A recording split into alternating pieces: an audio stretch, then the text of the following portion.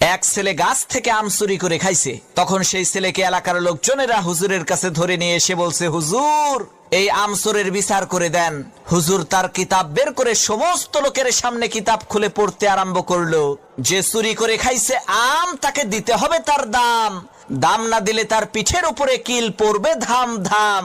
হুজুরের কিতাব শুনে এলাকার লোকজন সেই ছেলেটিকে কয়েকটা চর থাপ্পড় মেরে বিদায় করে দিল। আল্লাহর কি কুদরত!